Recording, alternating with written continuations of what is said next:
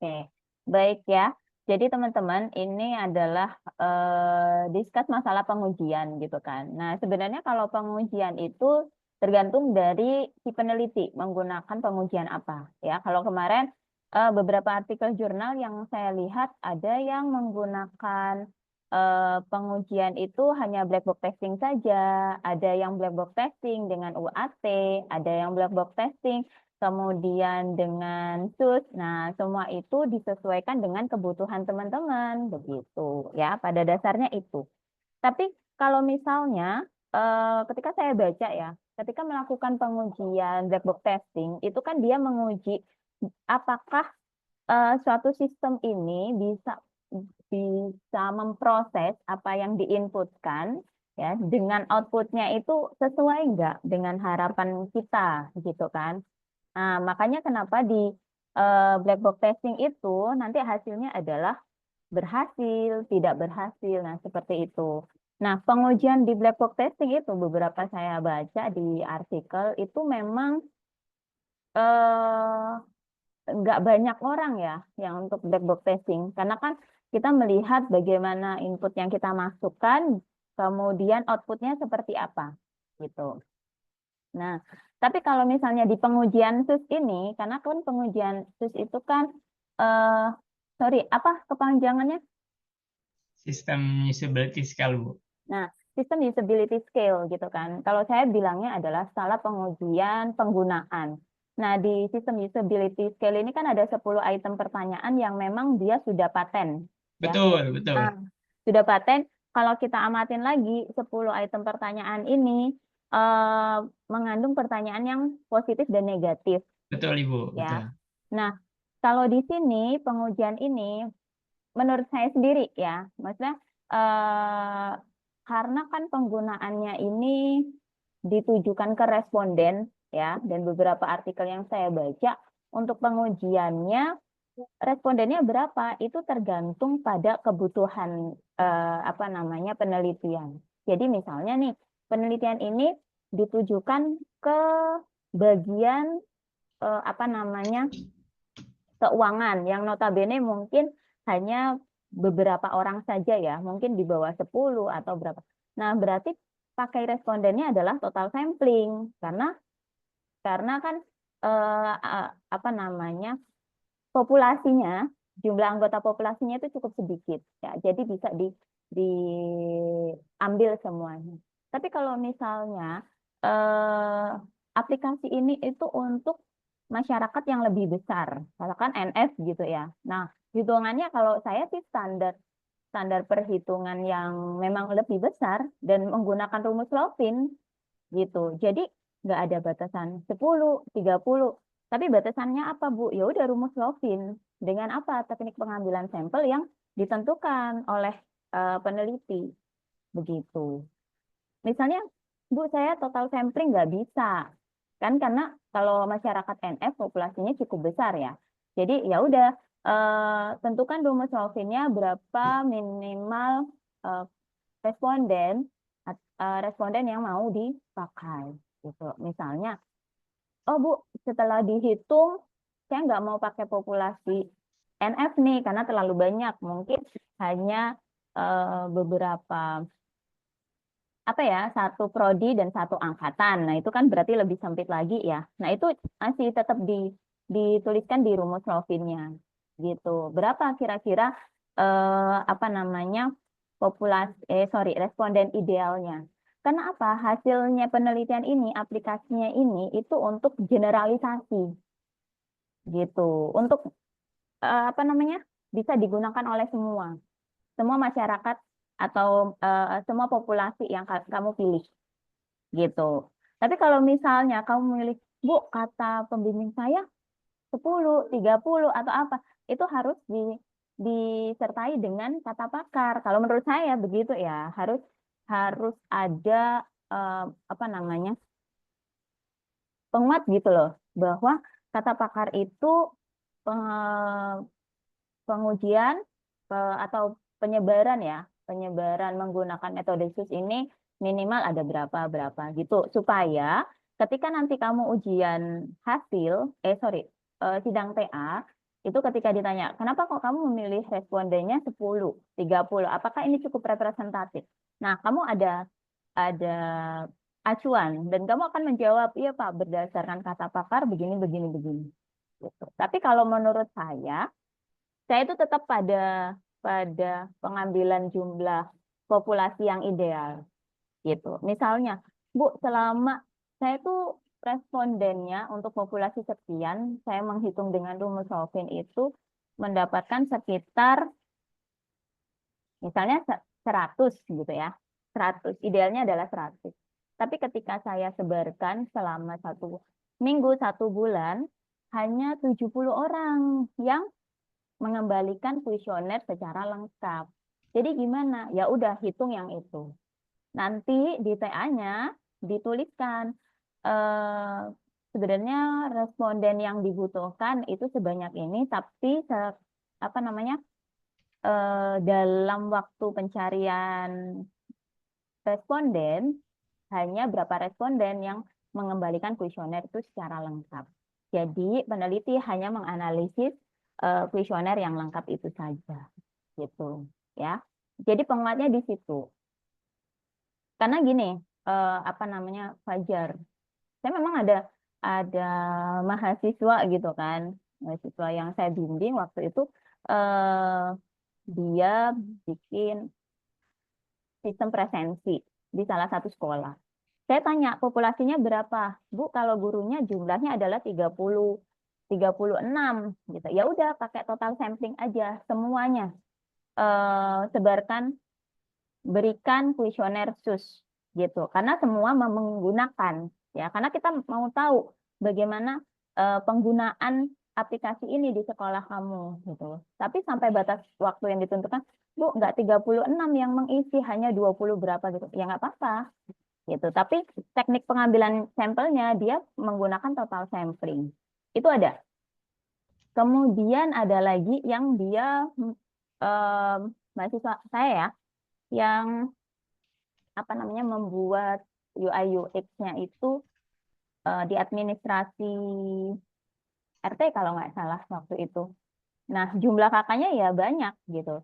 Dengan target kakaknya itu respondennya 200 sekian lah. Ternyata sampai waktu yang dia tentukan hanya 170. Ya udah, saya ambil ya udah 170 itu aja.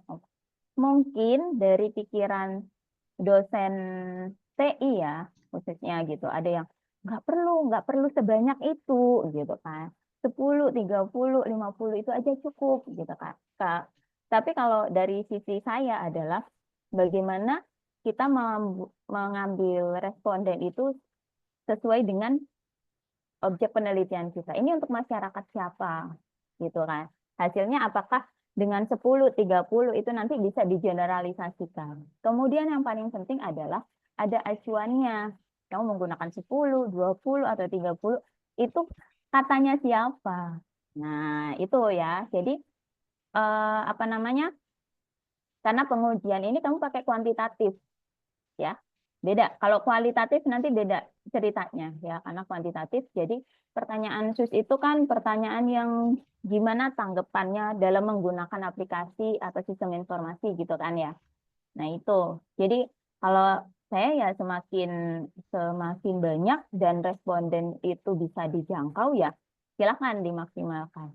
Meskipun sebenarnya waktu saya baca artikel lain gitu kan, jadi peneliti itu membuat satu aplikasi di toko roti gitu.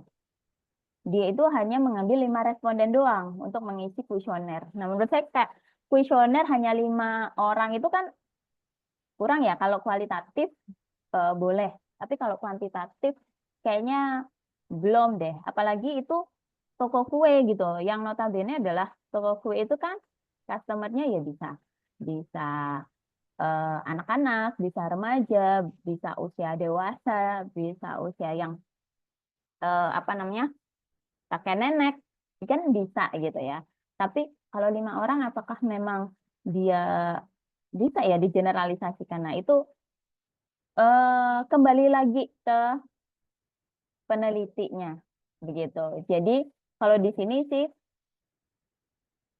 nggak memperdebatkan ya, maksudnya intinya adalah berapapun responden yang kamu pilih, gitu. Nantinya kalau masukan saya adalah ada referensi yang menguatkan kenapa kamu memilih jumlah responden tersebut. Karena kalau di TA hasil penelitian apapun gitu ya, semakin detail informasinya itu semakin bagus. Jadi jangan sampai nanti ya adik-adik kelas kamu membaca, Bu, ada yang pakai 5, ada yang pakai 10. Ini nggak apa-apa. Iya, tapi dasarnya apa itu kan ya. Yang penting itu dasarnya gitu loh. Ya. Jadi bukan pemilihan 5, 10, 30, tapi dasarnya apa kalian menggunakan itu. 30 oke kalau total sampling ya. Jadi kan gitu. Tapi kalau misalnya, Bu, saya menemukan penelitian dari buku ya, buku utamanya kalau buku Medpen itu mungkin Sugiono, terus saya punya beberapa buku IT, itu sih penelitian IT tapi nggak terlalu banyak ya, gitu. Tapi ketika kamu mencari di buku metode penelitian, khususnya untuk IT, kemudian menemukan bahwa untuk metode SUS nggak perlu menggunakan responden yang terlalu banyak, cukup 10 aja. Nah, itu bisa kamu pakai untuk menguatkan pendapat kamu di T.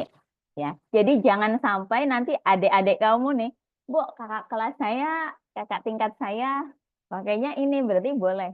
Kalau saya sih tetap tetap eh, pakar ya, pakar yang memang benar-benar dia bilang bahwa pengujian SUS itu boleh loh sedikit apa namanya untuk respondennya ya, gitu Fajar. Oke, dipahami Bu. Jadi yang saya dapat itu dua jawaban ya Bu ya.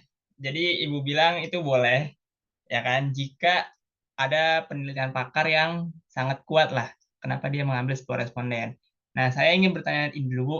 Saya udah menemukan pakar-pakar yang sudah menguji SUS ini dengan sebuah responden, tapi itu kan bentuknya jurnal ya Bu ya. Tapi itu jurnalnya sudah usang di tahun 2012. Nah, apakah itu boleh digunakan?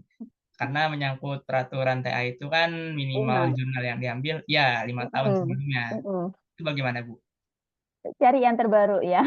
Waduh, Karena gini, kalau sudah menyangkut boleh nggak Bu gitu kan. Gimana ya? Karena kan itu nanti ranahnya ke dosen penguji gitu. Ya memberikan nilai kan dosen penguji ya. Kalau ya. saya sih pasti juga akan bertanya, nah kok ini 2012, tapi apakah dilihat lagi, apakah memang sumbernya ini adalah buku atau penelitian gitu. Nah kalau penelitian ya pastikan cari yang terbaru lagi gitu. Karena kan ya penelitian gitu ya. Kalau misalnya memang ada aturan terbaru ya lebih baik ya yang terbaru. Tapi kalau misalnya buku teks, buku teks itu masih bisa dipertimbangkan sih gitu. Oke, itu jawaban Ibu. Terus saya udah nangkap juga jawaban yang kedua. Simpelnya biar cari aman, ya udahlah 30 responden aja Bu ya gitu. Ya pokoknya itu tadi. Siapa sih dosen pembimbingnya siapa? Ini Pak Reza Maulana. Kalau kata Pak Reza berapa? 30 cukup atau Iya, 10 cukup? mengikuti keputusan baru dari THN Bu, ya 30 responden untuk kuantitatif kan minimalnya. Ya, silakan. Tapi ya itu sih kalau menurut saya. Karena dulu memang pernah didiskusikan gitu kan di waktu rapat dosen itu. Terus katanya, ya kalau misalnya respondennya itu bisa dijangkau dan gampang ya jangan sedikit begitu. Ya, makanya kenapa saya tadi contohkan adalah di lingkungan NF. Tapi kalau misalnya respondennya adalah mahasiswa mahasiswa sedepok, itu kan susah ya dijangkaunya. Mungkin kan kita bisa intens komunikasinya kan di kampus kita aja. Tapi kalau kampus yang lain-lain kan nggak terlalu intens ya. Jadi agak susah juga gitu loh. Cuma balik lagi nanti, apakah nanti hasil dari kuesioner kamu itu bisa menjawab penelitian kamu atau enggak? Dan itu bisa digeneralisasikan ya. Kalau kamu apa? Selain terus apa? Ada Yuti Bu, udah saya testing aplikasi. Jadi Yuti baru Yesus gitu. Iya, Yuti dulu kan. Iya, betul. Tapi Yutinya sudah 30. Belum, baru tadi saya udah ngumpulin 30 responden ya Bu ya. Nah, Heeh. untuk Yuti dan Sus ini baru 6 warga yang mengisi. Nah, itu juga jadi tantangan loh, Fajar. Karena memang kayak gini, kayak kayak mahasiswa saya, targetnya tuh 200 waktu itu. Bu, 200 Bu. Maksudnya itu banyak banget kan. Dan waktu itu, ya udahlah sebisanya aja kira-kira berapa gitu. Ternyata dia sampainya yang sampai 170-an gitu. Ya alhamdulillah dapat dapat segitu. Berarti kan memang di kesimpulannya dia ya memang eh, apa namanya aplikasi atau sistem informasi yang dia bikin itu ya cukup diterima dan memang ada kendala-kendala di RT-nya waktu itu seperti itu. Jadi bisa ngejawab gitu. Tapi kalau misalnya kamu, Bu, waktunya kurang berapa hari lagi saya baru dapat 6 nih gitu kan. Nah, untuk pengujian ya udah maksimalkan aja sampai nanti misalnya saya targetnya 30 karena berdasarkan begini begini begini, tapi sampai di waktu yang sudah saya tentukan ya hanya 10. Ya gimana lagi dong? Ya itu yang kamu olah gitu ya. Tapi Oke, sebelumnya mm, ya, itu kan saya ngambil minimal 30. Tadi saya target 50 ya Bu ya. Karena kan lingkup saya kecil Bu, cuma warga perumahan saja. warga perumahan kan nggak banyak sih ya. Ya, betul. Jadi mungkin dari jawaban Ibu bisa kali ya Bu ya, 30 responden mah dapat ini. Karena kan kecil lingkupnya. Ya, tapi saya nggak terlalu itu ya, apa namanya, karena waktunya juga semakin sedikit. em, Apa ya,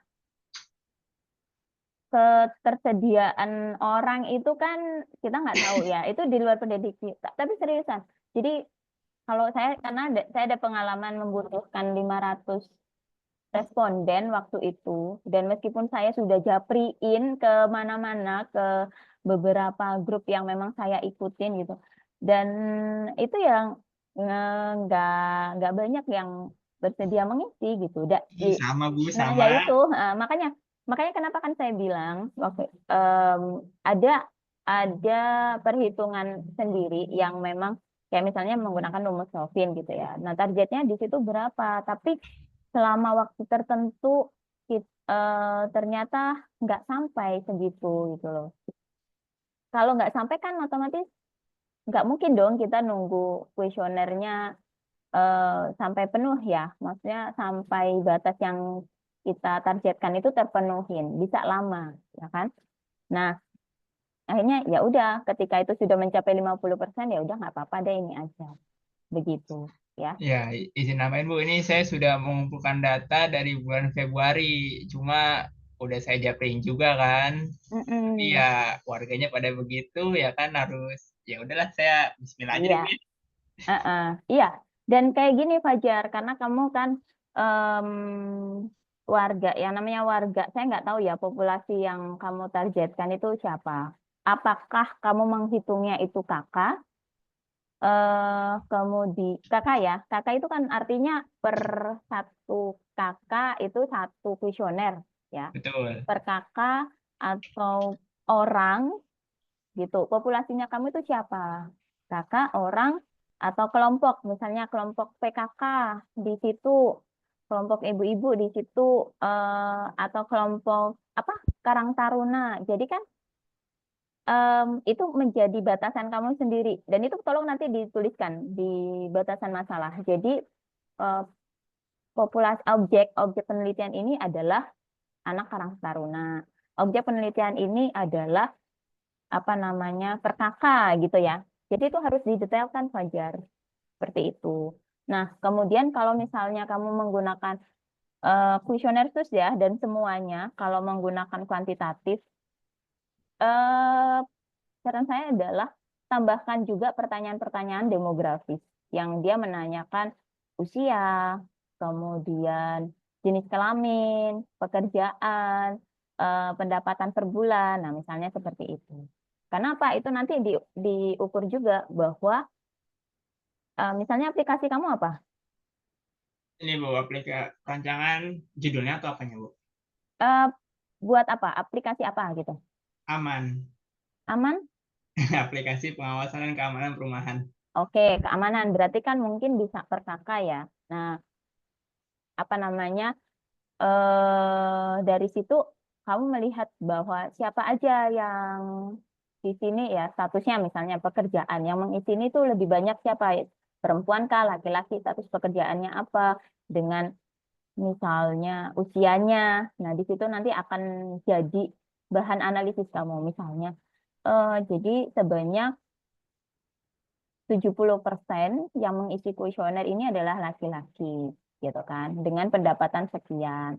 Kemudian dengan status pekerjaan sekian. Jadi nanti ketika kamu di usability scale hasilnya apakah acceptable atau enggak atau tidak ya itu bisa di apa namanya dikaitkan dengan data demografisnya tadi gitu. Jadi data demografis itu enggak hanya yang oh ya udah pokoknya ini saya uraikan selesai ya nggak gitu sebenarnya masih bisa dikaitkan gitu ya kalau kata Andre nih ya skripsi atau tesis atau disertasi intinya adalah penelitian yang bagus adalah penelitian yang selesai ya betul ya karena waktu saya studi juga gitu kata dosen saya gitu.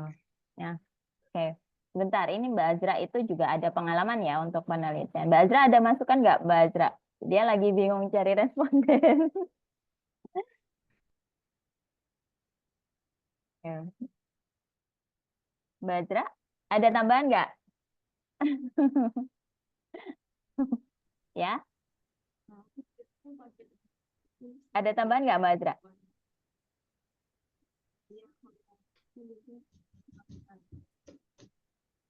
Suaranya nggak masuk sih.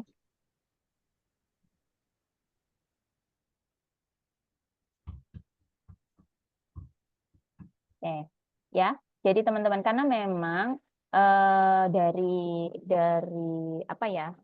Ketika penelitian itu dari segi IT dan segi sosial itu beda ya. Ada yang memang kemarin sempat kita diskusikan gitu. Kalau IT itu nggak perlu banyak-banyak gitu. Ya nggak apa-apa nggak banyak-banyak gitu kan. Karena kan yang pakar IT kan dosen-dosen IT ya, dosen-dosen pembimbing kalian. Tetapi kalau dari segi penelitian apapun ya, menurut saya adalah kamu tanya ChatGPT aja gitu. Kemarin juga sempat saya tanya ChatGPT gitu kan, yang notabene ngasih jawaban cepat ya, meskipun sebenarnya itu perlu dicek kembali apa namanya kebenaran kebenaran ucapannya dia gitu ya. Eh, Semua yang kita tuliskan itu memang harus diperkuat dengan kata pakar gitu. Nggak bisa kalau tiba-tiba pemilihan ini pemilihannya responden hanya 10 gitu. Kan nggak bisa, kurang kuat gitu loh. Karena memang hasil 10 itu apakah tujuannya generalisasi atau memang untuk apa namanya komunitas yang sedikit. Nah, kan itu nanti pengaruhnya juga ke pemilihan responden, penelitian ini untuk siapa, seperti itu, ya. Jadi nanti silakan Oke. didiskusikan lebih lanjut ya, Fajar. Apalagi nanti kamu progres respondennya masih 6 ya. Iya, Perlu ditambahin lagi ya. ya siap Ibu. Gitu. Oke, cukup Fajar? Oke, dari saya cukup. Saya udah mencatat semua jawaban dari Bu Nurjana ya. Jadi saya ucapin terima kasih Bu sudah menjawab. Ya, Bu. Wismillah Bu. Ya, Makasih. ya. Oke, tapi mungkin nanti kalau ada perbedaan pendapat dengan dosen pembimbing, itu wajar ya, karena kita dari background yang berbeda gitu kan. Tetapi intinya tetap satu, gimana nanti hasil TA kalian, teman-teman itu bisa selesai ya, biar jadi skripsi yang baik kalau kata Andre ya. Jadi semoga aja semuanya bisa aman, tenang gitu kan. Nanti ketika kamu sampai di tahap sidang akhir, apa namanya ditanya oleh dosen penguji alasannya kenapa mengambil responden sekian. Nah, kamu bisa menjawabnya dari sisi akademik. Bukan yang iya katanya Pak ini, katanya Bu ini, katanya Kapting, itu kan nggak bisa ya. Karena memang ini penelitian yang harus dipertanggungjawabkan oleh penelitinya sendiri.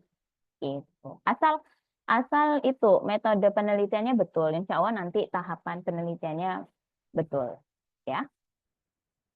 Gitu, teman-teman ya, teman-teman semuanya. Oke, baik Bu, terima kasih. Ya, ya, dan apa kata Andre, jangan jawab yang penting selesai juga ya. Iya, betul. Oke. Oke, ada pertanyaan lagi, teman-teman?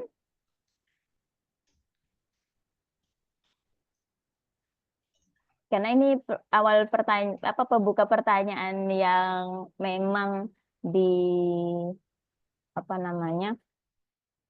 Di seperti debatkan ya, bukan debat, didiskusikan secara mendalam ya. Jadi antara dosen TA dengan dosen dosen pembimbing waktu itu seperti itu, ya. Jadi silakan nanti bisa didiskusikan secara kekeluargaan juga. Nggak apa-apa, nggak sesuai dengan apa yang saya sampaikan nggak apa-apa. Yang penting kan apa namanya kalian tahu cara berpikirnya sehingga nanti bisa menjawabnya dengan betul, gitu. Ya, oke. Ya, Said, gimana? Oh, terkait nanya dua pertanyaan sih, Bu. Yang pertama terkait penelitian ini, Bu. Kan saya kan pakai kualitatif dan pakai ini ya wawancara dan usability testing. Itu ya, Bu ya.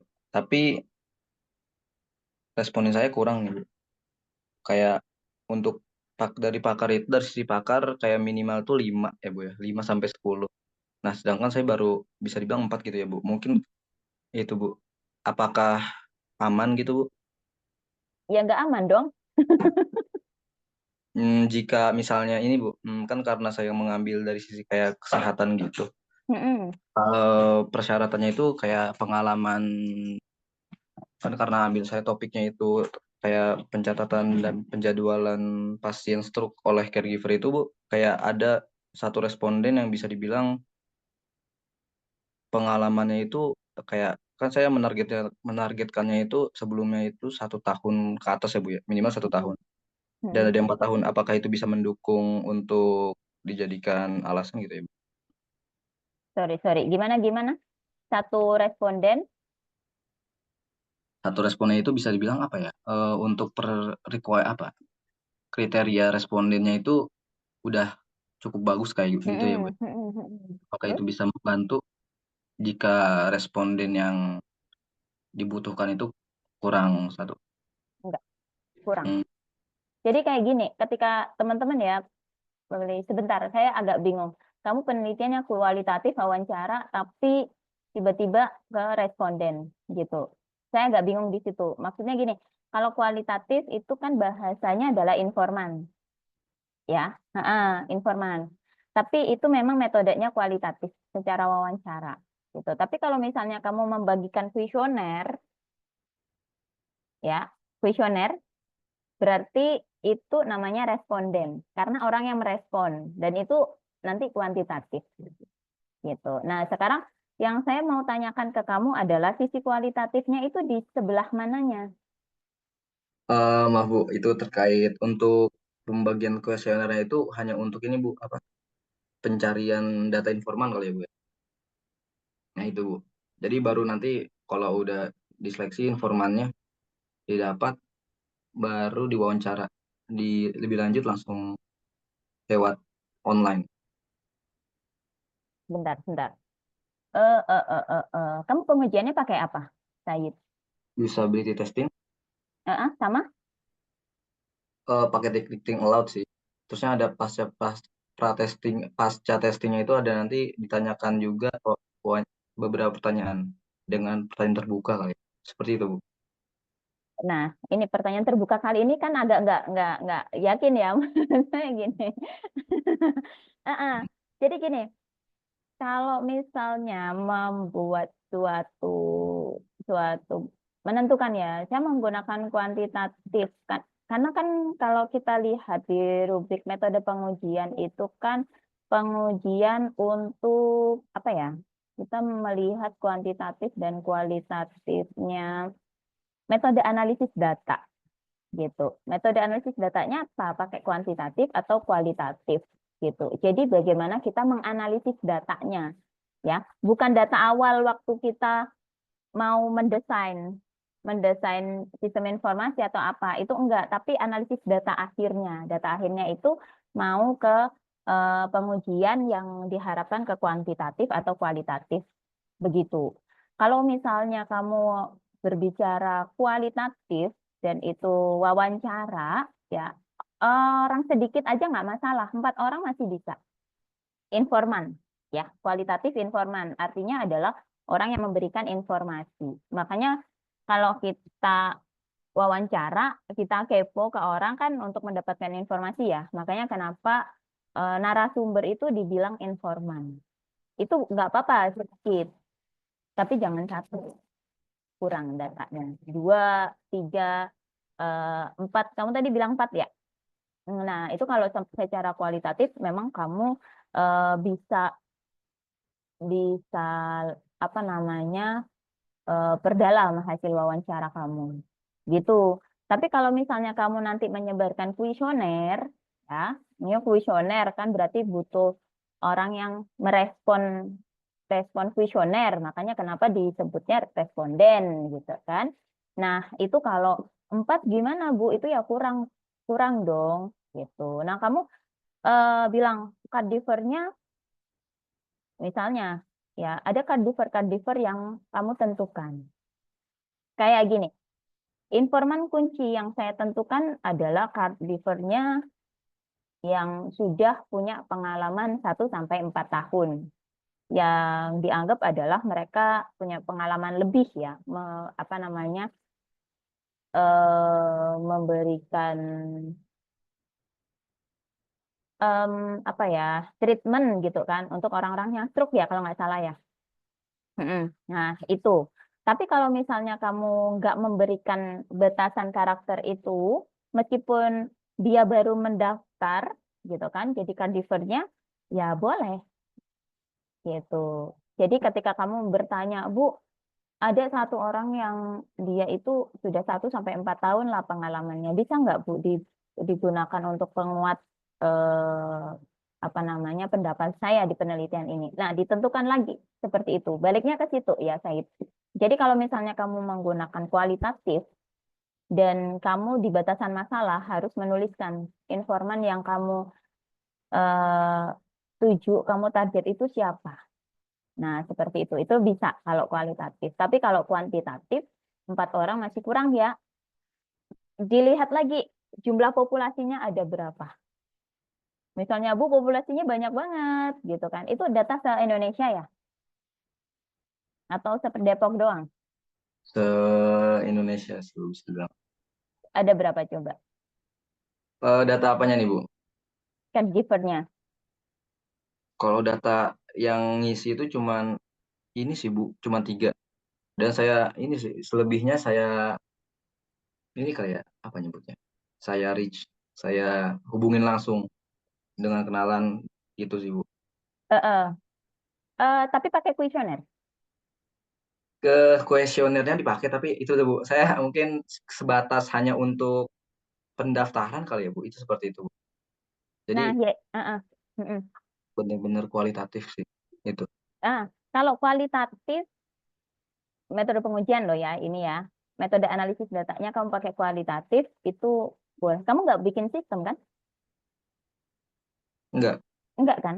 Nah, kalau kualitatif itu boleh ya, tapi memang harus ada wawancara mendalamnya.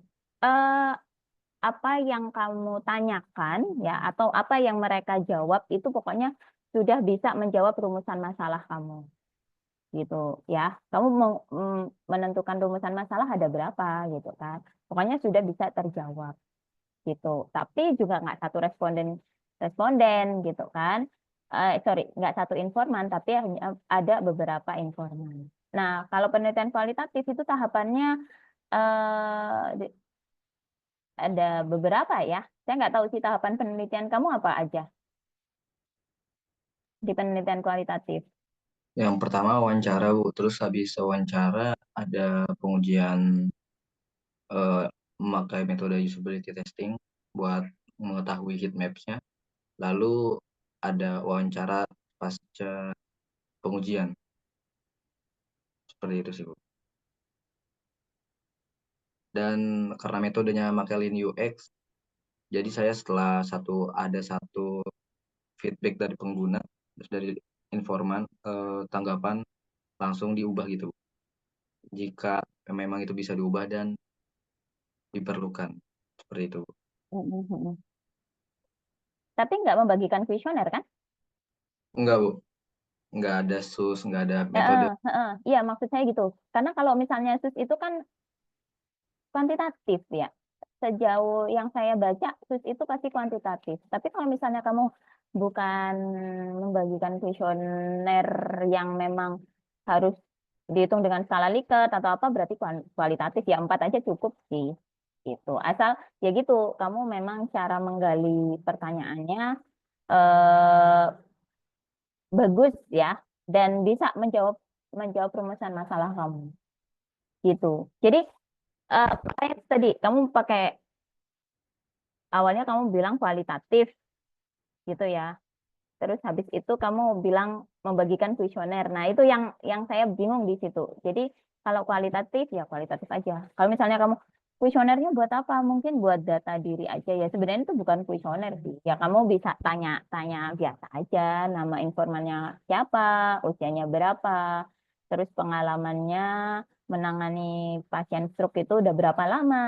Nah, kayak gitu. Kira-kira nanti kebutuhan IT-nya itu apakah memang ya dibutuhkan oleh dia dia gitu kan. Nah, pokoknya yang istilahnya nanti rumusan masalah kamu tuh bisa menjawab. Tapi gini, coba rumusan masalah kamu ada berapa?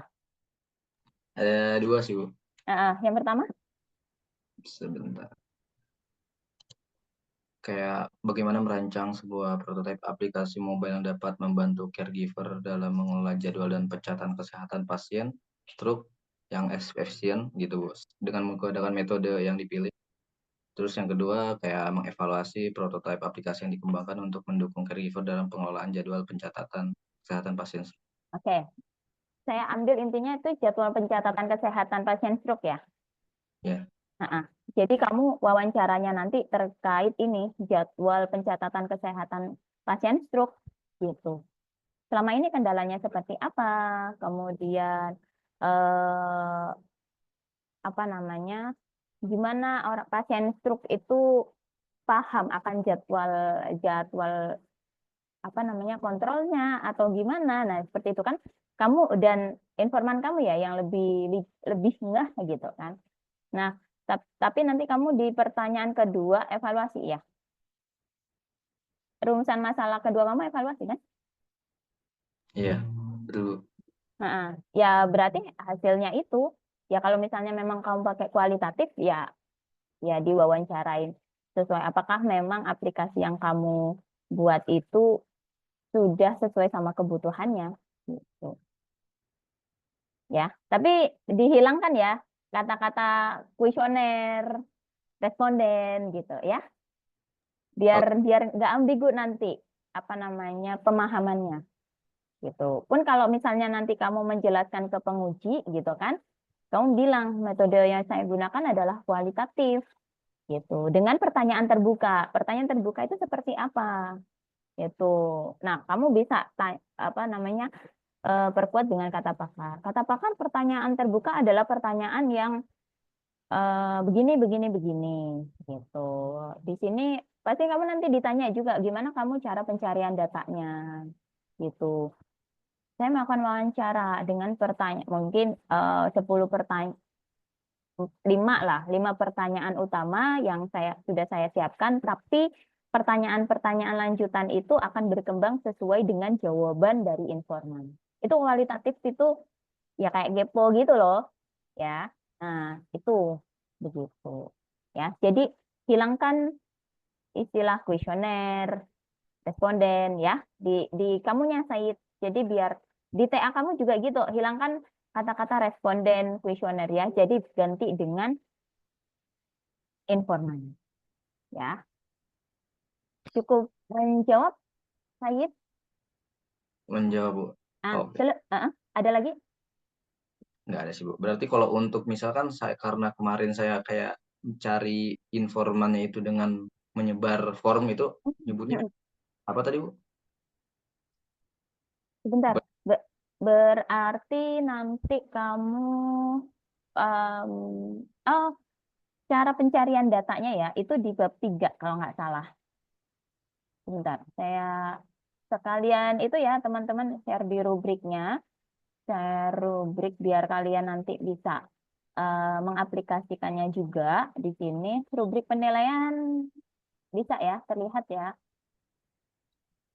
Jadi teman-teman yang sudah proposal dan sekarang sudah menginjak bab 4-5 tetap melakukan penyesuaian-penyesuaian di bab 1 sampai 3 ya. Kenapa tiba-tiba misalnya tiba-tiba Bu, judul saya ganti ditambahin 1 kata, 2 kata, oke nggak masalah asal topiknya sama gitu ya. Tapi judul bisa diganti dalam TA-nya, TA terbaru dan bisnis.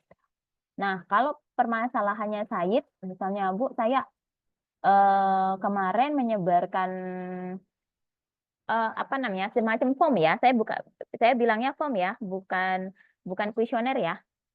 Kayak form itu kan formulir pendaftaran atau kan beda ya dengan kuesioner, angket beda.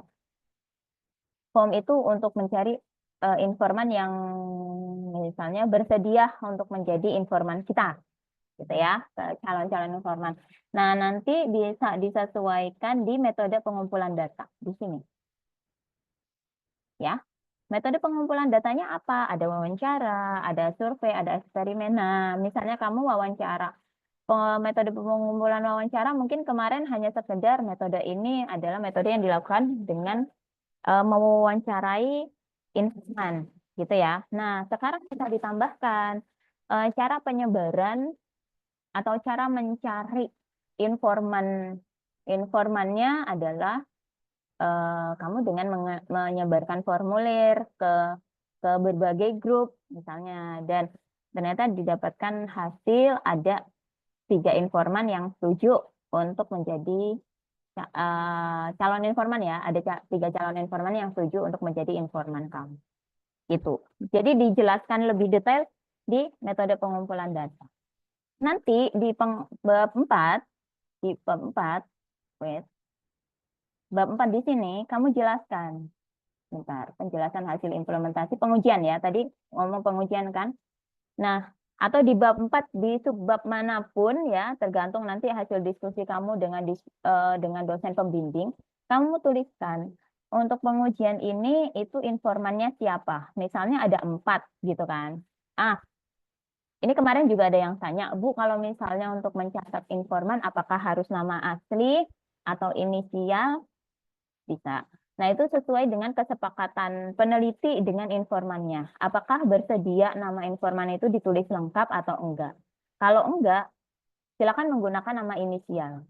Ya, misalnya nama saya jadi Angie, bisa jadi em, Mrs. J, bisa jadi katakan Bunga, gitu ya, Melati, Mawar, nah misalnya seperti itu. Nah, silakan ya, asal nanti kamu jelaskan. Jadi informan pertama, Angie gitu kan. Nah, dia menjadi pengasuh itu udah berapa lama, sekarang posisinya seperti apa. Nah, itu kamu jelaskan detail. Sehingga memang informan yang kamu pilih itu informan yang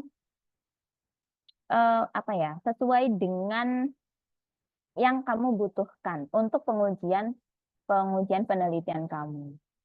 Gitu. Informan yang kompeten gitu ya. Jadi nggak sembarang informan yang kamu pilih gitu ya. Dan itu bisa menjawab rumusan masalah kamu gitu. Nah, cukup jelas, Said, Jelas, Bu. ya.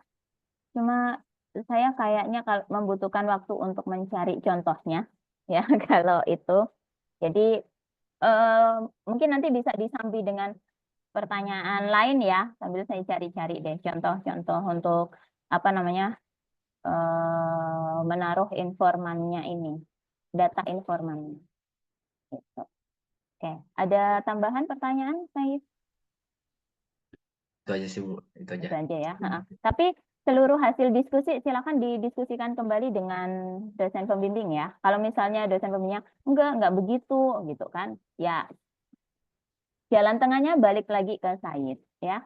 Tapi sama seperti Fajar, apapun yang kamu tuliskan di TA kamu itu harus ada referensi pakarnya gitu. Jadi nggak sembarangan ya. Jadi eh, apa namanya?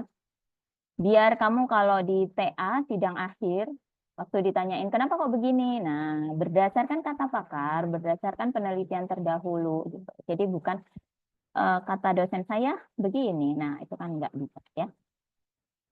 Oh ini, oke. Enggak, saya stop share dulu. Saya kasih contohnya sekalian ya teman-teman. Hmm. Ini adalah beberapa contoh penulisan metode pengumpulan data ya. Jadi teman-teman nanti juga yang sudah pengerjaan bab 45 bisa dilihat gitu kan. Untuk metode pengumpulan data, mungkin waktu proposal kemarin kan hanya ada satu paragraf, terus kurang detail juga ya. Karena kan untuk proses pengambilan data turun lapangan itu kan setelah ujian proposal ya. Tapi kalian juga harus menyesuaikan. Contohnya di sini adalah metode pengumpulan data. Ya. Contoh di sini, nah ketika misalnya ada observasi. Nah observasinya itu dilakukan di sekolah mana atau di lokasi mana gitu ya. Kemudian observasinya berapa kali. Nah waktu pertama melakukan wawancara dengan siapa. Nah itu harus dijelaskan secara detail. Kedetailan ini sebenarnya memudahkan teman-teman ketika nanti ditanya oleh penguji waktu wawancara sidang TA, sidang akhir. Nah, ini melakukan wawancara, gitu kan? Nah, tujuannya wawancara apa? Tuliskan, gitu. Nah, di sini ya, wawancara merupakan bla bla bla bla bla bla, gitu. Wawancara dilakukan kepada siapa? Gitu. Nah, tanggal berapa, hari apa, ya? Nah, gitu, itu bisa. Dan hasil ini ya, hasil dari pertanyaan wawancara digunakan dalam empathy map. Memang dia menggunakan lagi merancang desain ya, UI UX gitu, teman-teman. Terus kuesioner, ada yang kuesioner di sini juga tuliskan. Kuesioner digunakan untuk pengumpulan data ya. Teknik pengambilan sampelnya apa? Non-probability sampling atau total sampling. Nah, gini.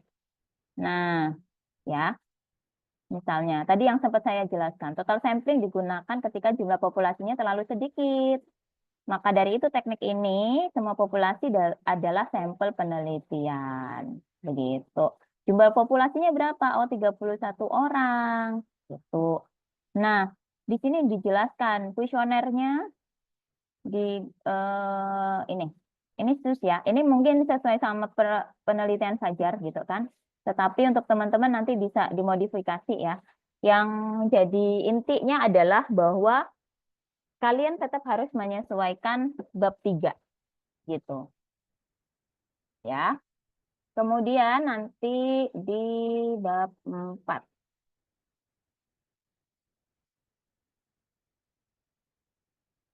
Nah, bab 4 gini. Ini mungkin di Said ya. Kalau misalnya kualitatif gitu kan, ini data informannya tulis di sini siapa aja ya.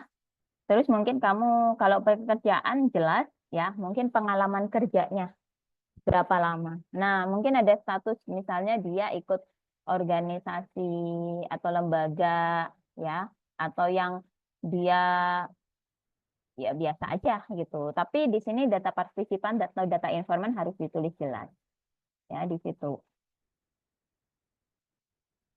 Nah, gini kalau hasil riset wawancaranya ya. Eh, Kebutuhan wawancara itu sebenarnya nggak hanya dilakukan satu kali ya, teman-teman, yang menggunakan kualitatif atau melakukan wawancara. Nggak cuma satu kali, tetapi bisa berkali-kali. yang penting di informan tersebut gitu. Kenapa ini misalnya ketika kalian analisis, oh ada pertanyaan yang belum terjawab dengan baik, kalian bisa tanya lagi ya. Makanya kenapa kalau kita kita pakai kualitatif, bangun komunikasi yang baik dengan informan kita. Karena apa? Rasanya kalau di satu kali wawancara itu kurang ya.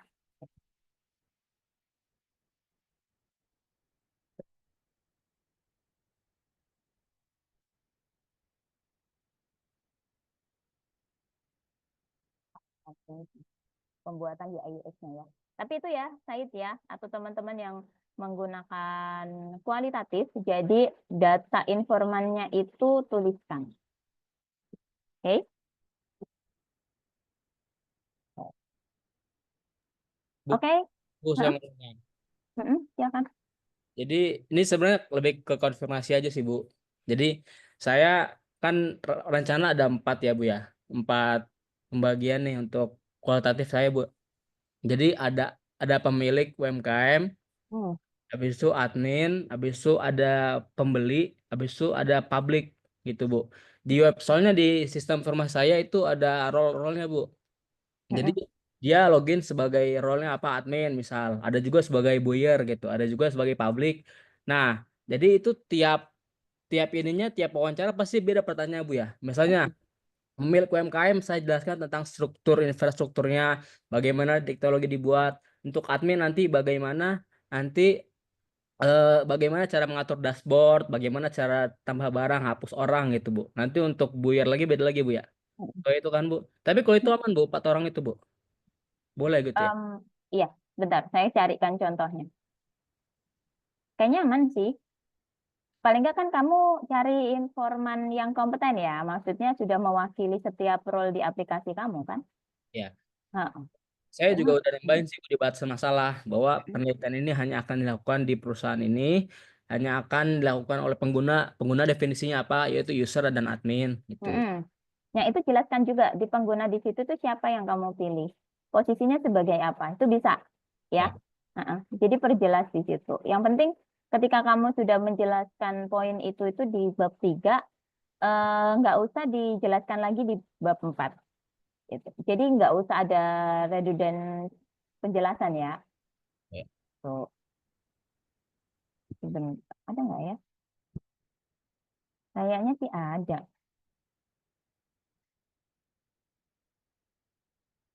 Tapi itu untuk pengetesan apa, Syamil? UAT-nya? Eh, Black box testingnya? ya, black box-nya Bu. Jadi ada parameter-parameter, misalnya Mm-mm. apakah user bisa login, apakah bisa untuk check out barang, apakah bisa untuk upload file bukti pembayaran, gitu Bu. Mm-mm. Iya. Berarti nanti itu bab 4-mu banyak banget loh. Ya, itulah. Ya iyalah. Kalau nggak lengkap kan sayang-sayang gitu kan. Sekalian lah dilengkapin. Bentar. Ini mana sih?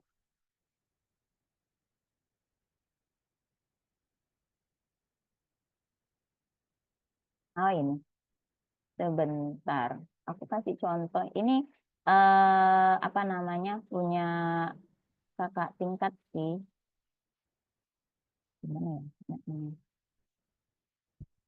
Nah, di sini em, mungkin ada yang TA-nya kayak Syamil ya.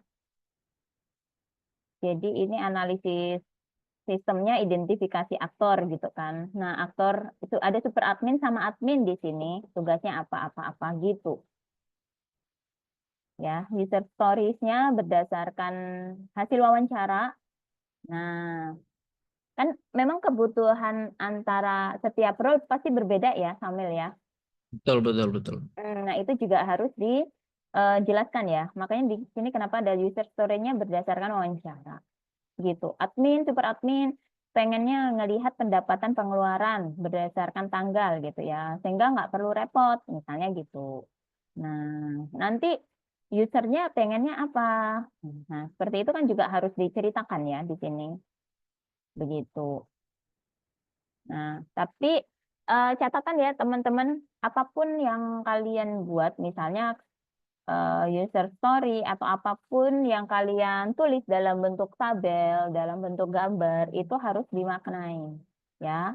Misalnya di sini setelah dilakukan wawancara oleh pemilik rental mobil, penulis menganalisis dan mendapatkan beberapa user story. Nah, paling nggak ada kalimat pengantarnya, ya. Atau user story hasil wawancara peneliti dengan apa namanya beberapa user dituliskan pada tabel 3 titik sekian. Itu untuk menjawab rubrik penilaian poin penulisan.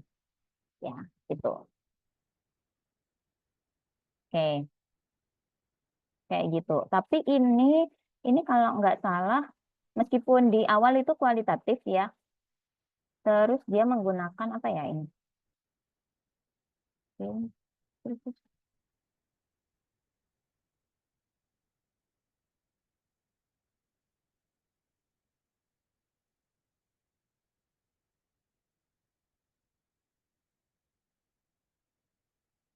menggunakan UAT ya. Dia UAT-nya yang diuji role-nya ini. Ini ya, Syamil ya. Mungkin ada yang seperti ini. Kamu pakai UAT juga nggak? Kemarin sih dimasukin, Bu. Masukin ya. Paling Oh, nggak kamu, Ya. ya kayak gini ya mungkin ya. Secara gambaran aja untuk penulisannya. Udah disusun belum? Ya masih proses, Bu. Ya mungkin ini ya. Kamu bisa screenshot sendiri maksud saya. Enggak, Gitu. sekalian satu file ya, Bu. Kalau satu filenya saya nggak bisa. Tanya Mbak Azra. Di Mbak Azra mungkin bisa akses ini file ini. Ya. Oh, iya. Kalau saya sendiri nggak berani memberikan. Gitu. Itu lewat apa, Bu? Hah? PC apa gimana? Ke Mbak Azra tuh? Apa lewat ke Mbak Azra itu pustakawannya. Nanti kamu tanya Mbak Azra. Mbak Azra itu pustakawan plus jadi asdos di mata kuliah ini ya. Jadi kalau nanti mau mengakses repo Sitoriknya bisa. Bisa nggak Mbak Azra reponya? Bisa. Bisa. Tapi untuk saat ini untuk pembuatan username sama passwordnya dibuatin sama LTSI. Lagi Oh, di, oh jadi gitu. nggak bisa bikin masing-masing gitu. Pantes aku kemarin sempat akses reponya ternyata ada username password dan akhirnya saya diam. Maksudnya mahasiswa saya sih yang saya suruh nyari ya karena penelitiannya dia gitu. Tapi itu ya Syamil dan teman-teman yang lainnya silakan nanti bisa mengaksesnya di repository TTNF. Ya, Ya, Bu. linknya ada di bawah ini ya, linknya ya. Mana Bu? Kelihatan, Bu, di bawah mana ya? Oh, di bawah Mbak Azra, tolong dikasih Mbak Azra. Oke. Bentar.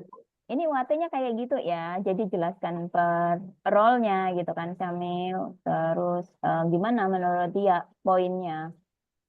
Ini ada yang seperti ini. Gitu.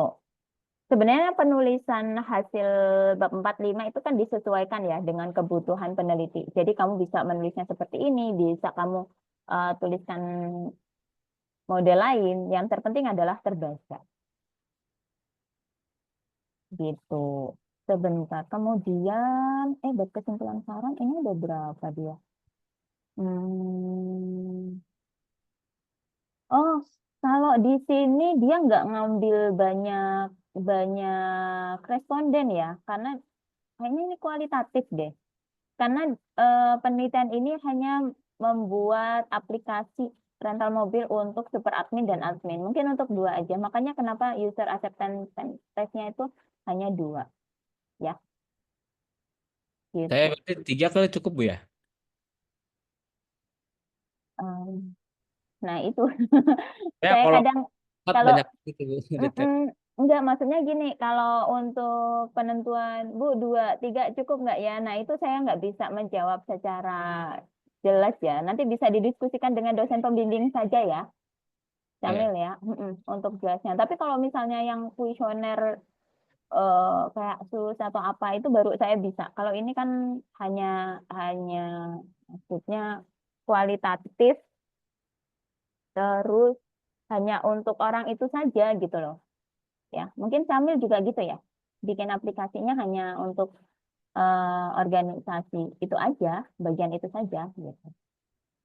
Kemarin saya udah ini, Bu, udah chatan sama Pak Efrizal ya. Katanya minimal 10, Bu. Oh, Ya udah cari Gitu. aja minimal 10. Ini publik semua kali ya. Kalau publik kan dikit tuh fiturnya bisa akses ya. Diakalin paling di situ, Bu. Nah, itu karena kamu banyak role gitu. Coba nanti yang 10 ini apa? Role yang mana yang paling banyak gitu kan? Ya. Itu harus dijelaskan lagi Samil. Nggak bisa kamu tiba-tiba kata Pak Agusal 10. 10 ini yang mana role-nya? Role admin kah? Atau apa tadi? Admin, Admin, terus pembeli sama pengunjung. apa bedanya pembeli sama pengunjung? Pembeli itu dia bisa transaksi ya. Jadi bisa check out, bisa lihat daftar katalog gitu, Bu. Kalau buyer itu kalau pengunjung itu cuman ngelihat barang aja gitu, Bu, kayak Shopee aja lah, Bu. Iya, iya. Ya. Jadi dia cuma bisa ngeliat datang doang terus ngeliat fitur UX-nya dia bisa ngerasain. Cuman kalau dia ingin check out, dia harus login dulu gitu, Bu. Registrasi dulu, nanti baru login. Oh, oke. Mm, mm. Iya, soalnya kan kayak gini kan. Kalau kalau saya ya, eh, saya kan mampir ke tokonya dulu gitu. Saya lihat-lihat dan saya statusnya jadi pengunjung dong, Ya. ya kan? Tapi setelah saya bilang, iya saya minat nih, ya saya langsung ke tahap selanjutnya untuk melakukan pembelian, transaksi pembelian kan? Registrasi dulu nih, Bu. Untuk Oh, gitu. registrasi, login, baru check out gitu. Iya, maksud saya, tapi kan status saya kan eh, saya berkunjung dulu gitu kan. Terus ya saya cocok melakukan pembelian begitu ya. Ya. Nah, tapi ya saya nggak tahu sih gimana nanti kamu menuliskan menuliskan apa namanya hasilnya gitu. Karena kalau misalnya kamu menggunakan kata user itu kan berarti ada user itu ya bisa hanya mengunjungi bisa bisa melakukan transaksi pembelian ya. Ini sih coba nanti lebih banyak didiskusikan dengan Pak F ya. Apalagi kalau misalnya Pak F-nya bilang 10 gitu. Nah, 10-nya ini di posisi yang mana? Berarti ada 3 kan? Ya, 3 ya role-nya. Iya, Mm-mm. tiga. Mm-mm. Oke, kalau ini aku ke ini itu bikin website. Kalau nggak salah, perancangan pengujian menggunakan SUS. Jadi teman-teman yang mungkin merancang pengujian menggunakan SUS ya, kayak penelitiannya si siapa Deddy Fajar ya. Jadi Fajar atau teman-teman ya yang pakai SUS gitu. Di sini nih saya ini punya angkatan kakak iya atas juga gitu kan. Nah, SUS dia itu respondennya Gokil. dia 100. pakai 100. Heeh, 100. Tapi hanya enggak 100 sih dia itu cuma ini benar 100 nggak sih? Oh, atau anu mungkin kayaknya penelitian yang lain kali. Yang 60 berapa gitu. Ini ada gitu. Jadi memang ya kamu kembalikan lagi. Kenapa harus menggunakan metode SUS? Kan balik lagi ke bab 3 ya. Jadi cara penguji melihat itu seperti itu teman-teman. Dilihat dulu bab 1-nya latar belakang, rumusan masalah. Rumusan masalah ini terjawab nggak ya di bab 4? Yang dilihat langsung bab 4 gitu. Makanya kenapa misalnya penelitian kalian itu nggak selinear ya. Maksudnya nggak nyambung dari bab 1 sampai bab 5 itu bakalan ketahuan, bakalan dikejar kalian. Makanya kenapa kalau misalnya kalian membuat TA gitu kan, ya secara kamu pakai AI, pakai joki gitu kan, itu sangat berbahaya gitu. Dan itu saya tes juga ke beberapa mahasiswa ketika saya tanya, ini kok begini, kamu paham nggak? Oh, gimana ya Bu? Gimana? Nah itu ketahuan deh ya. Nah, yang akhirnya saya bilang, saya nggak tahu kamu bisa lulus nggak. Nah, ini. Jadi teman-teman di sini juga hati-hati. Ya, wait, ini penggunaan SUS misalnya. Penggunaan SUS itu digunakan untuk melakukan evaluasi. Ya, nah, nih. Metode evaluasi kegunaan yang memberikan hasil yang memadai berdasarkan pertimbangan jumlah sampel yang kecil, waktu dan biaya. Gitu. Makanya nanti pasti kamu ditanyain juga yang pakai SUS atau mau pakai black box, mau menggunakan UAT, pasti ada pertanyaan kenapa menggunakan SUS, kenapa menggunakan UAT, mengapa menggunakan black box testing, kenapa menggunakan white box testing. Nah, untuk menjawabnya kalian bisa jawab ya karena tujuan penelitian ini untuk mengevaluasi gitu kan, misalnya mengevaluasi dari sistem aplikasi atau website yang saya buat gitu. Nah, berdasarkan pakar, misalnya di sini nih siapa nih? Menurut Nielsen pada satu artikel ya yang sudah sekalian apa namanya ini? Oh, nggak bisa ditulis. Kalian kutip, misalnya di poin 18 dia menyebutkan kalau text usability itu untuk bla bla bla.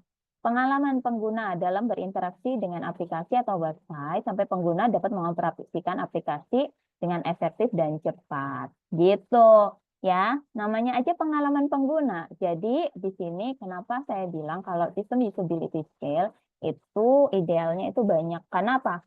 Setiap pengguna itu punya background IT yang berbeda. Gitu kan. Nah, apa namanya ya namanya ini pengalaman pengguna antara saya dengan kalian kan pasti berbeda. Nah, apakah nanti hasil dari pengisian kuesioner kita itu hasilnya seperti apa menurut SUS? Begitu. Makanya kemudian nanti hasilnya ya karena pengalaman pengguna, oh hasilnya dia good, Bu, grade-nya acceptable gitu kan. Dilihat lagi, oh, ternyata memang yang mengisi kuesioner ini rata-rata adalah generasi apa ya sekarang kalau itu ya, generasi Z ya. Nah, Gen Z, Gen Z gitu kan, dengan usia berapa yang notabene mereka memang lebih menerima aplikasi yang kalian pakai. Gitu, teman-teman ya. Gitu. Makanya kenapa kalau di penelitian itu harusnya itu apa namanya memiliki kaitan. Ya. Semoga jelas ya. Sedikit apa namanya diskusinya. Oke. Cukup pertanyaannya tadi jawabannya terjawab nggak? Ya, terjawab Bu. Terima kasih Bu. Ya. Untuk teman-teman yang mungkin membutuhkan reference dari repository, ada kendala apapun bisa langsung disampaikan ke Mbak Azra ya.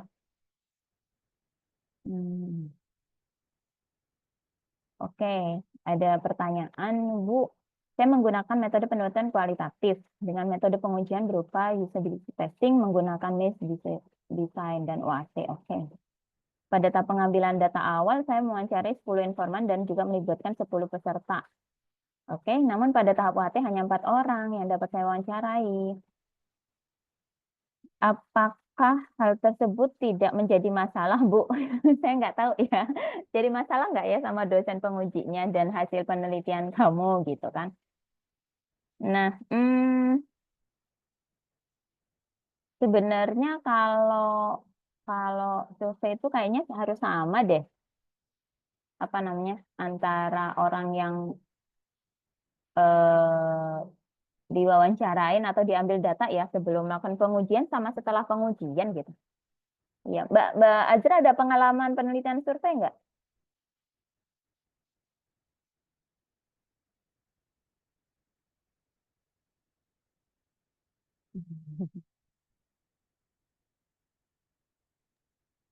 Ya, kayak gitu, Pati ya. Pada tahapan UAT hanya 4 orang yang dapat saya wawancarai.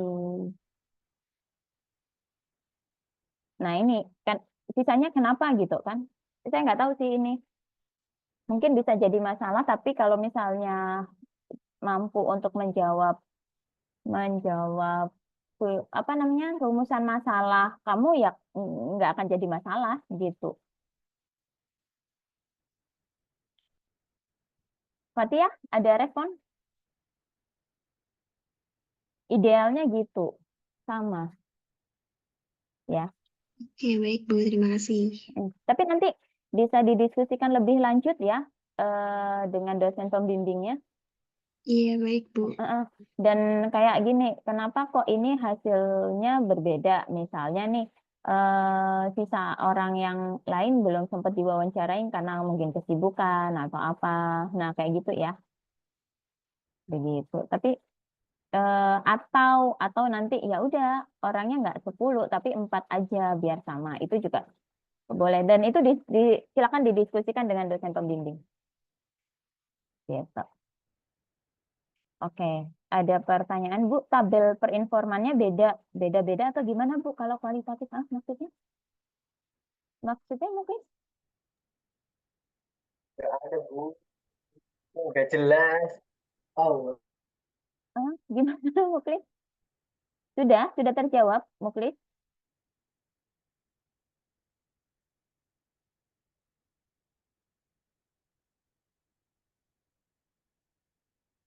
Itu ya. Oh, Kak Fajar, kan Bu 100 responden. Iya, ini tergantung pada populasi dan kemudahan dalam menjangkau customernya. Tapi sebenarnya kalau Fajar itu di lingkup perumahan aja bisa jadi mudah gitu kan. Kamu datang aja ke kelompok entah ibu-ibu ya, entah waktu posyandu atau karang tarunanya gitu. Udah bagikan aja. Minta tolong dong Bapak lu suruh isi. Nah, misalnya kayak gitu kan. Ya. Kayak gitu jatuhnya kalau ambil per kakak ya. Jadi biar ini hari apa? Senin Selasa. Senin Selasa. Rabu bisa maksimal ya. Kalau perhitungan sus kayaknya cepet deh.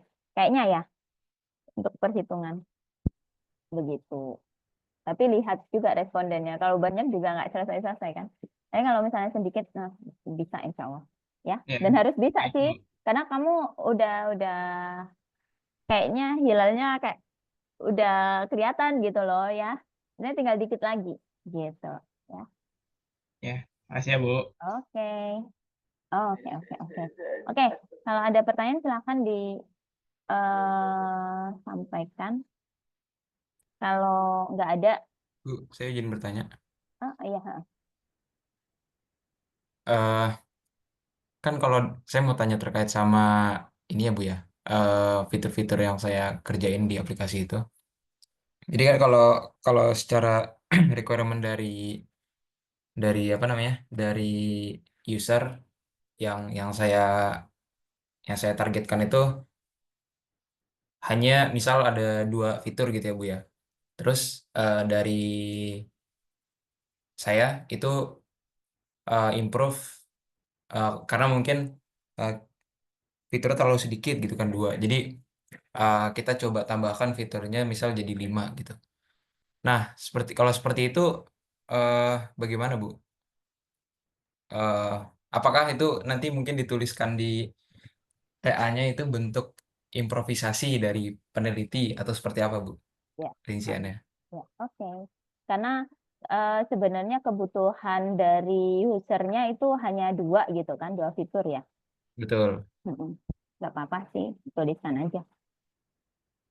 Bukan hasil improvisasi, observasi. Oh, observasi. Oke. Di observasi ya. Sambil saya reminder teman-teman bahwa kalau di pedoman TA untuk pembuatan fitur ya, balik lagi ini teman-teman juga bisa cek pedoman TA-nya. Ini di Prodi SI ya. Sorry, TI. TI ini paling enggak. Nah, ini skala minimum cakupan penelitiannya itu fiturnya 5. Enggak termasuk fitur login ya. Abiu kan yang tanya tadi ya. Iya Bu. Nggak termasuk login ya dan teman-teman yang lainnya. Jadi jumlah fiturnya paling nggak ada 5. Ada Terus 5. jumlah penggunanya lebih dari 1. Gitu. Jadi jangan 1. Misalnya tadi siapa? Samil ya. Bu saya bikin role-nya 3. Aplikasinya untuk 3 role. Kayaknya insya Allah aman. Gitu. Volume datanya yang harus dikelola minimal 100. Saya nggak tahu ini 100 ya. 100 ini apakah apakah data kayak semacam data pengujian ya. Tadi kan kalau kata Fajar, Bu, katanya 30 gitu kan. Nah itu makanya saya nggak bisa memutuskan apakah memang 30 atau apa ya. Tapi kembali lagi disesuaikan dengan jumlah populasinya. Tapi di sini volume datanya yang harus dikelola minimal 100. Nah, apalagi nih ya. Jadi itu juga harus teman-teman diskusikan. Jangan sampai kalau fiturnya yang penting ini fiturnya ya lebih dari minimal 5 gitu. Jangan 2 juga terlalu sedikit Hmm. ya. Iya, Bu. Observasi aja, diobservasi ya. Ya, hasil Jadi observasi. berdasarkan hasil observasi saya begini begini begini. Begitu ya. Oke, Bu. Hmm. Nah, dan juga kan kalau saya itu termasuknya yang studi kasus ya, Bu ya. Jadi Ya. memang kebutuhannya secara spesifik untuk pada awalnya spesifik untuk apa target penelitian gitu. Cuman untuk pengembangannya itu kita mikirnya ini kalau misalkan di aplikasi ini dijadikan platform gitu ya. Jadi yang awalnya tadinya targetnya studi kasus gitu kan berdasarkan masalah studi kasus tersebut sepertinya cocok gitu untuk dijadikan platform gitu ya. Yang mana nanti harapannya nih user yang lain itu bisa menggunakannya Ya. juga gitu. Apalagi kalau saya misal RT ya. Kalau di saya itu eh, kurang lebih ada sekitar 8 RT. Cuman yang memang ada studi kasusnya itu satu gitu, Bu. Nah, sedangkan yang 7-nya lain itu belum mungkin belum diujikan gitu atau belum ditanya terkait dengan kebutuhannya gitu. Cuman kita mengambil kesimpulan sepertinya cocok gitu ya untuk dijadikan platform. Nah, itu baiknya seperti apa ya, Bu? Apakah memang bagus seperti itu atau saya perlu perlu mengkonfirmasi juga gitu? Kalau menurut saya sih langsung aja tulis di bagian observasi sini ya. Ini bab 3 Abiu. Bab Mm-mm. 3 bagian observasi, kamu pengumpulan data di mana gitu kan dari berapa RT gitu, tuliskan di situ ternyata di apa namanya? Di situ kemudian mungkin ya nanti hasil analisisnya membutuhkan 2 fitur ini. Tapi di observasi ini kamu juga melakukan observasi entah wawancara atau apa gitu kan dengan memberikan pertanyaan. Kalau misalnya dibuatkan fitur ini, apakah juga dibutuhkan atau enggak? Nah, seperti itu. Ya, tapi menurut saya kalau misalnya kamu ditambahan fitur, itu kamu jelaskan di observasi ini, ya. Jadi kamu nggak menjelaskan menurut pengamatan peneliti sepertinya kebutuhannya hanya dua dua fitur. Nah, 3 fiturnya itu berdasarkan inisiatif dari peneliti. Enggak gitu ya. Tapi jelaskan aja gitu. Tapi namanya diobservasi ya, hasil observasi Oh begitu. iya. Ya, nanti di bab 4-nya jelaskan kamu melakukan penelitian, ambil kesimpulannya, hasilnya apa? Kamu pakai sus juga kan? Saya pakai enggak, Bu, saya pakai Desain thinking, bukan? saya kan kualitatif, Bu. Iya, kualitatif. Um, Saya jadi pakai nanti, Scrum metodenya. oke. Ya, Scrum tadi penelitiannya siapa ya? Scrum. Nah, ini punyanya Fikri. Di bab 3-nya ada nggak ya? Tapi kalau nggak ada, kamu itu ya, karena ini tahun 2023 kalau nggak salah, maksudnya menggunakan template yang lama, gitu. Kamu tambahkan sendiri ya, tapi di bagian observasi,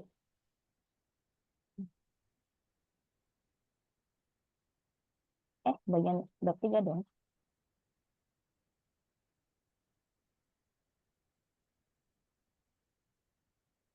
Pengumpulan datanya, ini hanya gini aja sih ya, tapi kan sekarang rubrik penilaian itu lebih lengkap ya, jadi sesuaikan itu.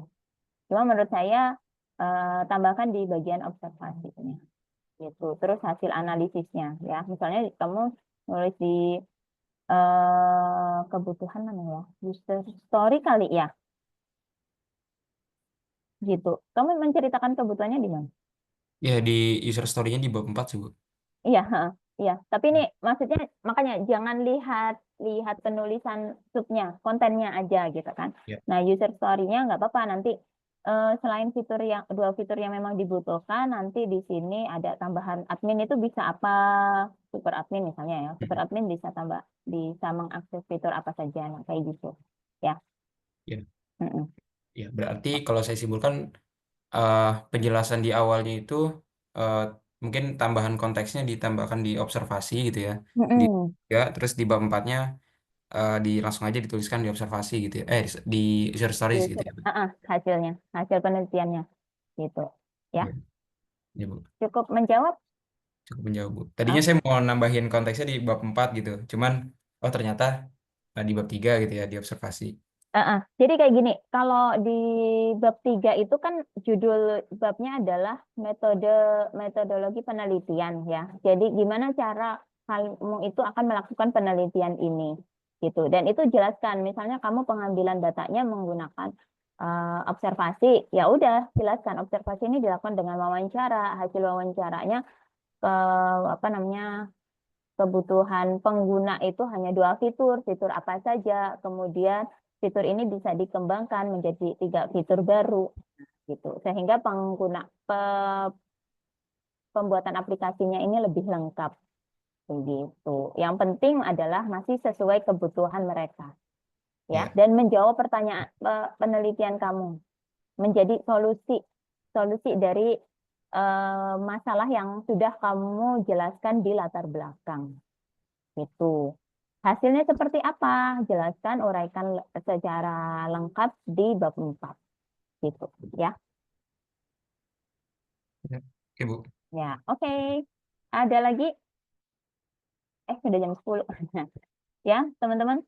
Em, Sebenarnya yang paling penting, karena kan tanggal 22 itu kalian sudah apa namanya harus mendaftar ujian ya. Seharusnya mungkin ujian hasil ataupun ujian proposal ya. Jadi di sini nggak usah malu ya. Mungkin yang Bu saya masih mau ujian proposal, nggak apa-apa. Sejauh apapun progres kalian, pokoknya jangan ditinggalkan ya. Ingat prinsipnya Andre tadi ya. Skripsi yang selesai, yang baik adalah skripsi yang selesai. Ya, kalau kamu nggak selesai berarti nggak cukup baik gitu kan. Nah, gimana caranya biar baik? Nah, untuk penulisan sendiri, teman-teman, itu silahkan nanti cek di pedoman TA ya. Karena persyaratannya untuk ujian hasil itu adalah lengkap dari halaman cover sampai lampiran. Gitu. Ya, silahkan dicek di apa namanya pedoman TA. Nah, ini ya, pedoman TA. Ini. Nah, penting juga untuk penulisan daftar referensi ya teman-teman. Kadang ada penulisan daftar referensi itu, ini kan formatnya IEEE ya. Kadang yang judulnya itu huruf besar semua, terus autornya huruf kecil. Nah, ini tolong diedit ya di Mendeley-nya atau di Reference Manager Tools yang kalian pakai. Sesuaikan penulisannya. Yang dikecilkan itu hanya huruf depan kata aja ya. Jadi biar nggak apa ya, nggak seragam gitu ya. Ada yang kecil, ada yang besar ya. Itu. Oke, ya. Itu untuk referensi. Ya, kemudian lengkapkan juga untuk penulisan referensinya. Itu.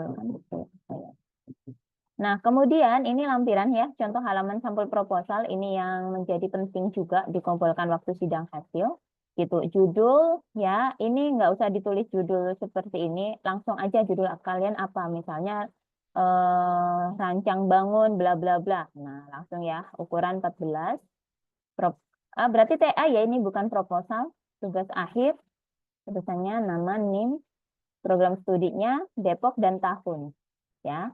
Ini gunakan template terbaru, jangan gunakan template atau Bu, di TA cutting tulisannya begini, jangan karena kalian sudah diberikan template tersendiri ya. Ini. Terus ini adalah ini. Yang penting juga halaman sampul, halaman judul ya. Ini yang tugas akhir, halaman judul diajukan sebagai salah satu syarat untuk memperoleh gelar sarjana komputer kalau nggak salah. Halaman pernyataan originalitas ya. Ini teman-teman menjadi penting, ini masih banyak yang join ya. Tolong diperhatikan bahwa halaman pernyataan originalitas ini juga perlu dilampirkan. Karena apa? Ini kan menyangkut hasil ya. Ujian hasil itu yang artinya adalah bahwa penulisan TA kalian dari bab 1 sampai bab terakhir yang kalian tuliskan itu memang original hasil karya saya sendiri. Ya. Dan semua sumber baik yang dikutip maupun dirujuk telah saya nyatakan dengan benar. Gitu ya. Ini penting dipahami. Karena apa?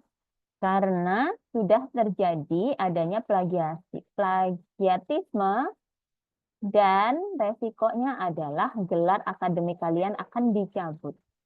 Nah, seperti itu. Kejadian di luar NF itu sangat banyak dan kemarin kedeteksi di NF ya Mbak Azra ya. Nah, kemarin sempat kedetek di NF ada yang melakukan hal seperti itu ya akhirnya gelar akademiknya ya dicabut ya. Saya nggak tahu sih keputusan manajemen seperti apa. Tapi karena di sini kalian menandatanganin halaman pernyataan originalitas, jangan hanya sekedar tanda tangan ya, gitu. Ini tanggung jawabnya besar banget nih, ya. Jadi memang skripsi atau tugas akhir itu hasil karya kalian sendiri, ya, bukan Joki, bukan ChatGPT, bukan chat-chat yang lainnya, gitu kan. Nah, itu. Ini ditandatangani tetap dilampirkan. Ya. Tanda tangan halaman pengesahan. Halaman pengesahan ini masih dikosongin, tetapi kalian sudah menulis ini ya, apa namanya, kontennya, nama nim judul skripsinya, gitu. Karena memang ini untuk mengesahkan bahwa memang hasil atau nanti sidang TA-nya itu diterima dan diperlukan ya. Gitu. Kata pengantar, teman-teman ini yang paling sering menjadi problem itu ketika kata pengantar kemudian dicek plagiasi dan banyak kedetek. Jadi kata pengantar ini sebenarnya bisa disusun menggunakan format kalian sendiri. Nggak usah menyesuaikan ini nggak apa-apa ya teman-teman. Gitu. Itu untuk menurunkan plagiasinya. Gitu. Kemudian halaman pernyataan persetujuan publikasi ya, publikasi TA ini kayak semacam perjanjian. Ini ada materai tapi jangan diisi materai dulu ya. Gitu. Ini biasanya kalau ada materai berarti anu ya. Jadi TA yang lulus nanti setelah tugas akhir gitu ya, yang lulus nanti itu biasanya tanda tangannya full basah semua. Ya, tanda tangan basah semua. Jadi ini hanya dilampirkan saja, tapi nggak usah ditempelkan materai dan lain-lain ya. Hanya diisikan aja. Kemudian abstrak ya. Kemarin sudah kita bahas abstrak, daftar isi.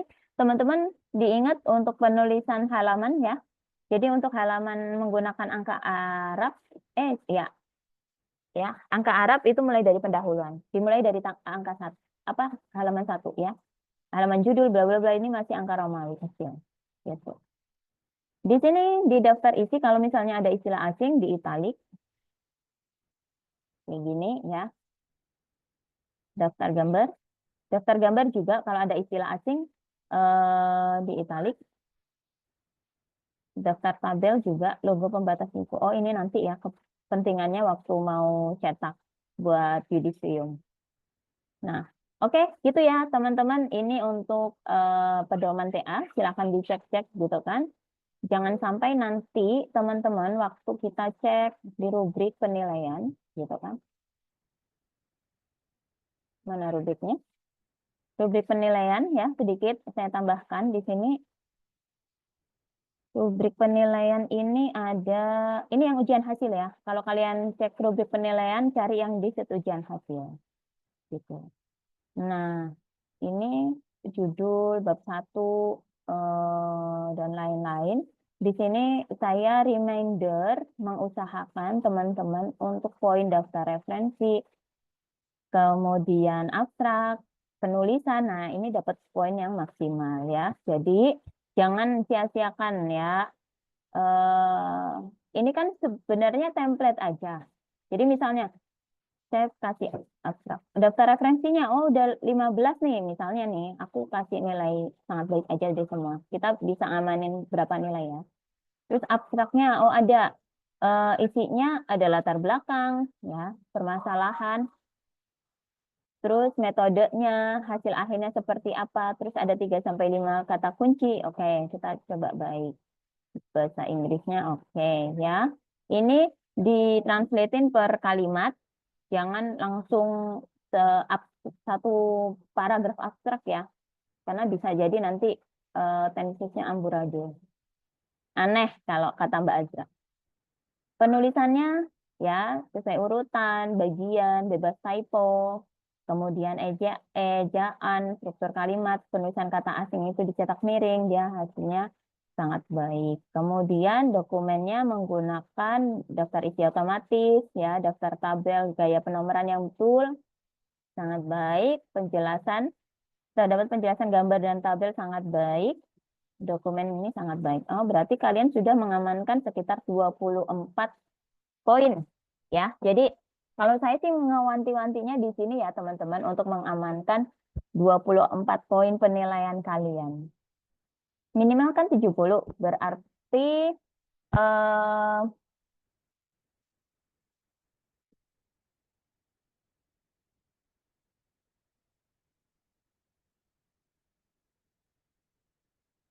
sekitar 46 poin kalian bisa cari dari bab 1. Biasanya judulnya sudah oke sih. Berarti saya baik.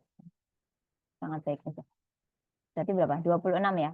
Ada sekitar 44 poin minimal yang kalian bisa cari dari bab 1 sampai bab 5.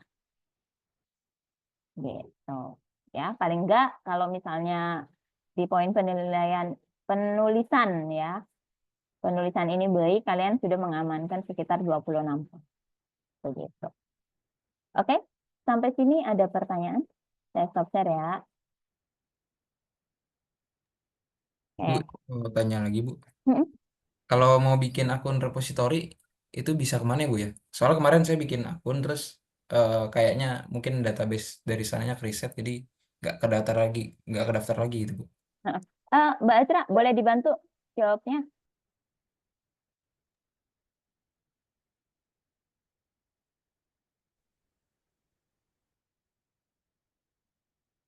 Mbak Azra, untuk akun repositori,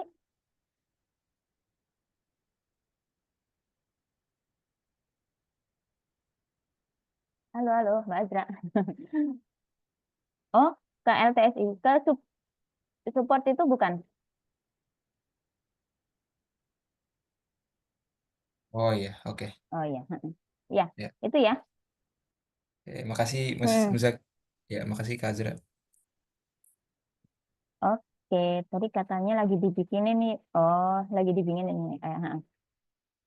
Oke. Ya. Oke, kemudian pertanyaan yang akan sering muncul nanti, Bu, plagiasinya dari mana sampai mana? Saya mencantumkan daftar reference kok makin banyak. Nah, misalnya gitu ya. Ini sebenarnya sih kalau tadi pagi saya baca itu sebentar. Ada informasi terbaru soalnya.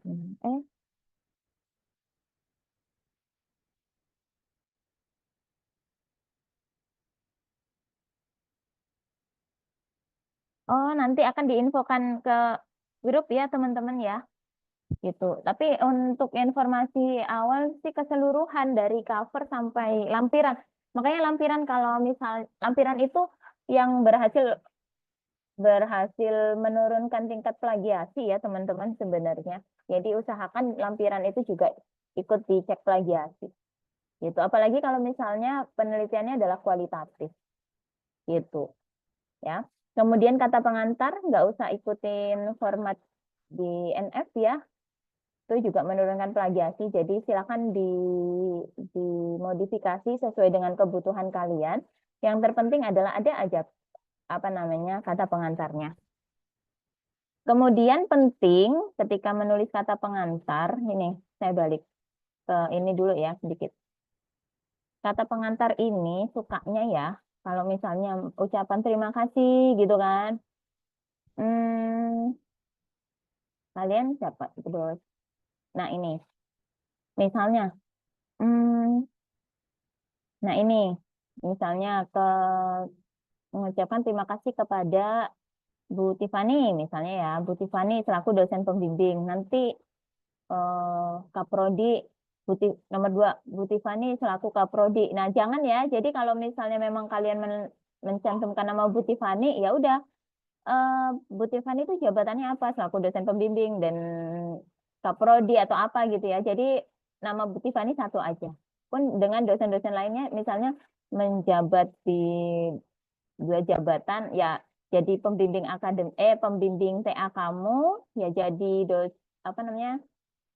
dosen prodi ya udah tuliskan aja satu nama terus sebagai apa selaku dosen apa gitu ya. Nah,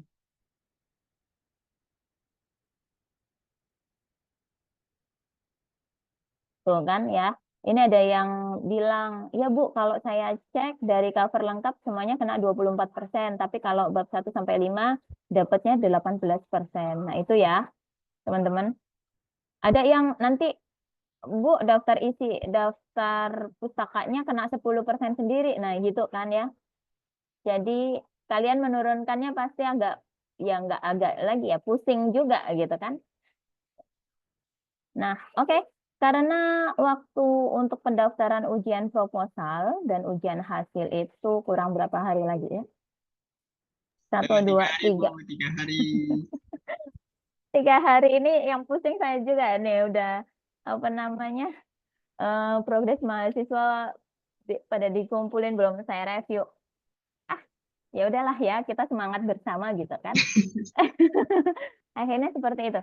Dan silakan menghubungi dosen pembimbing kalian masing-masing. Ingat jangan menghubungi dosen pembimbingnya detik-detik sebelum penutupan pendaftaran ya, karena pasti 80% nggak akan direspon gitu kecuali kalian melakukan janjian terlebih dahulu.